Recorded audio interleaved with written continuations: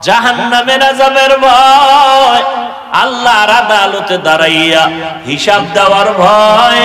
যারা নিজেকে গুনাহ থেকে বাঁচায় রাখবে, আল্লাহ কয় আমি ওয়াদা করলাম তার ঠিকানা হবে বিনা হিসাবে জান্নাতুল মাওয়া।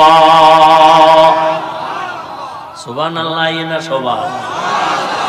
আতিনা ফি দারে দুনিয়া না হাসান, আতিনা ফি দারে উকবানা হাসান, ইয়া গিয়াসাল মুস্তাগীসিন হদিনা লিফতিখারা বিল উলুমে ওয়াল গিনা।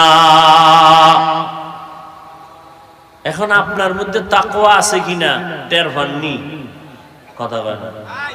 ও পীর সাহেবের মুরিদ, জিকির করনেওয়ালা, পাগড়িওয়ালা, মুজাহিদ, ও তাবলীগওয়ালা ভাই, তোমার ইমানের পার্সেন্ট কত? তোমার ইমানের পার্সেন্ট কত? তোমার ইমানের ওজন কত? টের পাওয়া যায় মাইয়া ভোলা বিয়ার সময়। ঠিক নি? উপরে আমার কিছু লাগে না, ভিতরে ভিতরে কয় এটা দিল না, এটা দিল না, এটা দিল না। এটা কি মানবতা হলো? বুঝেননি? যৌতুক ছাড়া বিয়া নাই তলে তলে। হাজী সাহেব, আপনার ইমানের স্কেল কত? টের পাওয়া যায় বিবাহের সময় মাইয়া ভোলা, গায়ে হলুদের অনুষ্ঠান চলে হারাম। ঠিক নি? মাইয়া দেখবে ছেলে, অন্যেরা কেন আছে না নাই? মাইয়ার বাড়ি কোনো অনুষ্ঠান নাই, অনুষ্ঠান ছেলের বাড়ি। আল্লাহ হেদায়াত দান করেন। তাকওয়া আপনার মধ্যে আছে কিনা এটার মূল হিসাবটা করবেন। গুনার আকর্ষণ আসেনি তা বুঝবেন। তাকওয়া, গুনার আকর্ষণ যেখানে আছে ওখানে তাকওয়া থাকতে, আর যেখানে তাকওয়া আছে সেখানে গুনাহের আকর্ষণ থাকতে পারে না। মরে যাবো তারপরও গুনাহ। এই তাকওয়া বড় দামি। নবীজি ইন্না আকরামাকুম ইনদাল্লাহি আতকাকুম, আল্লাহ বলেন আমার কাছে সব থেকে দামি ওই বান্দা। মুমিন তো প্রিয়, এর মধ্যে সব থেকে দামি যার ভেতরে আছে তাকওয়া, আল্লাহর ভয়। এখানে সবাই আপনারা স্বীকার করলেন আল্লাহকে ভয় করি, ভয় করি, ভয় করি। আসলে ভয়ের ব্যাখ্যাই বুঝি না। ভয়ের ব্যাখ্যা ভালো করে বুঝেন। একটা সন্তান মা বাবাকে ভয় করে না? করে না? প্রমাণ কি? প্রমাণ আছে না? মা বাবার সামনে সন্তান অন্যায় করে না কেন? ভিডার বল। ছাত্র শিক্ষকের সামনে অপরাধ করে না কেন? বলে শাস্তির ভয়। ঠিক যারা আল্লাহকে ভয় করবেন ওই বান্দা কল্লা চলিয়া গেল, গুনাহ করবে না, জাহান্নামের ভয়। হরকে দারাত খৌফে হক দার দিল মাদাম, জন্নতুল মাওয়া দেহত উরা মাকাম, जुज़्बा हक़ चीज़े मखाज़ इंसुजा, फज़ले उआ मस्ते दर जुमला जहा। বাংলাদেশে বিশাল একটা জান্নাতের বাগান আছে। ওই বাগান 3 দিন 3.5 দিন পর্যন্ত চলে।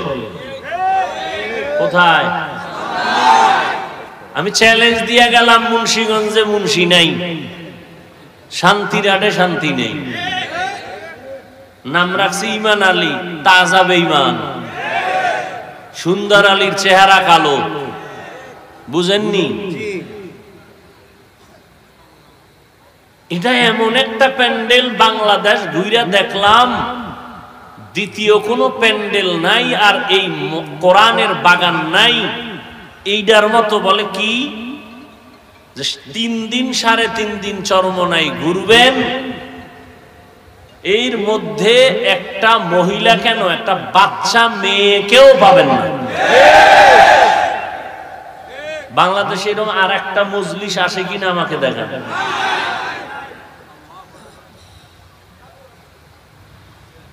তাহলে ওই নমুনায় চলতে চাইলে এগুলিও বন্ধ করতে হবে সামনের থেকে। চেষ্টা করেন, চেষ্টার দায়িত্ব আমাদের। কামিয়াবি কে দান করবেন? হর কে দারত খৌফে হকদার দিল মাদাম। আরেকটা আশ্চর্য কইলেই আছে যে মনে আইছে, আরেকটা কি নাই? পুরা 3 দিন 3.5 দিন আল্লাহর বান্দারা সারা দেশ থেকে আইসা থাকে, খায়, ঘুমায়, বাথরুমে যায়, বেচা কেনাও সুযোগ আছে, কিন্তু একটা খেলনার জিনিস নাই। নাকি সরমনায় কেউ বেলুন কিনে নিয়ে এসে, ঘোড়া আছে? আসতে কইলেন কেন? আপনি কি মনে করেন আমি না যাই না বলতেছি? আচ্ছা ওইটা আর কি কইতাম, খেলনা নাই তার বিড়ি দিয়া কি করবো? হ্যাঁ কি কেউ বিড়ি টানতে যায় না? বিড়ি টানতে যাবেন না তো দরবার আলাদা আছে, এটির দরবার তো আলাদা। ওখানে গেল কয় আগে বিড়ি টানতাম, এখন আপডেট কি কয় গাঞ্জা খাই, তা আপডেট হয়ে গেছে। আল্লাহ আল্লাহ, এই জন্যই তো নাস্তিক কাফেরার কি মুরতাদ, এরা কেউ আমগো নিয়ে এত মাথা ঘামায় না, মুনাফিকরা যেই পরিমাণ মাথা ঘামায়, ঠিক না? ওই যে শুরুতে একটু মারছিলাম একটা আওয়াজ, কি বান্দা চাইলে কিছুই হয় না, আল্লাহ চাইলে সব হয়। নমরুদা চাইলো ইব্রাহিম আসবে না, কি করা যায়? কয় স্বামী স্ত্রী আলাদা, অজান্তে 2-1টা পাইলেই জাগাত বাচ্চা জবাই করে ফেলাবো ছেলে। আল্লাহ কি চাইলেন? ইব্রাহিম রে তো পাড়ামুই তোর নাকের ডগায়, আর ইব্রাহিম রে দিয়া তোর ইতি টানবো। কাড্ডা টিকলো?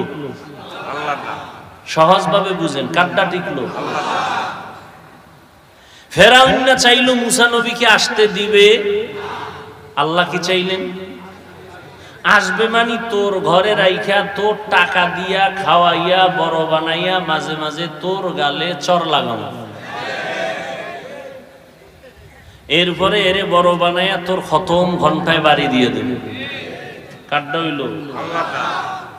ভারতে 200 বছর শোষণ করছে, কি শাসন না শোষণ? জুলুম করলে হয় শোষণ, আর ইনসাফ করলে হয় শাসন। জুলুম যারা করে এদের নাম জালেম, এদের নাম কি? এই ইংরেজরা শোষণ কইরা হাজারো মাদ্রাসা বন্ধ করে দিয়েছে, আলেমকে গাছের সাথে ফাঁসি দিয়া ঝুলাইছে। টার্গেট ভারতে কোরআনের আলো থাকতে দেওয়া যাবে না। আল্লাহ কি চাইলেন? যে গোটা দুনিয়াতে কোরআনের আলো জ্বলবে, তার পাওয়ার হাউস হবে ভারতে। হইছে নি? কি কি? আমি আজকে মাদ্রাসায় জোহরের নামাজ পড়ে মিটিং বসলাম, হুজুর আমার ওস্তাদদের নিয়ে, কোরবানি সামনে। তো আমি হঠাৎ করে আমার দিলে আসলো যে দেওবন্দ সম্পর্কে একটা সেমিনার হবে ছাত্রদের মাঝে, কারণ দেওবন্দ এতটা অবদান রাখছে গোটা পৃথিবীতে, এটা আমাদের ছাত্ররা অনেকে জানে না। এ বিষয়ে মুজাকারা হতে হবে, আলাদা একটা দিন সেমিনার করতে হবে। দেওবন্দের ঐতিহ্য, অবদান কি, রাজনীতির ময়দানে দেওবন্দের অবদান অস্বীকার করবে যে তাজা বেঈমান। খেলাফতের লাইনে, সিয়াসতের লাইনে, দাওয়াতের লাইনে, তাবলীগের লাইনে, তাজকিয়ার লাইনে, প্রত্যেকটা ক্ষেত্রে দেওবন্দের অবদান সারা বিশ্ব জুড়ে, অস্বীকার করার কোনো সুযোগ নাই। কিন্তু আমাদের ওলামায়ে কেরাম, বিশেষ করে আমাদের তলাবা যারা ছাত্র, এরা এই বিষয়ে অনেক দুর্বল।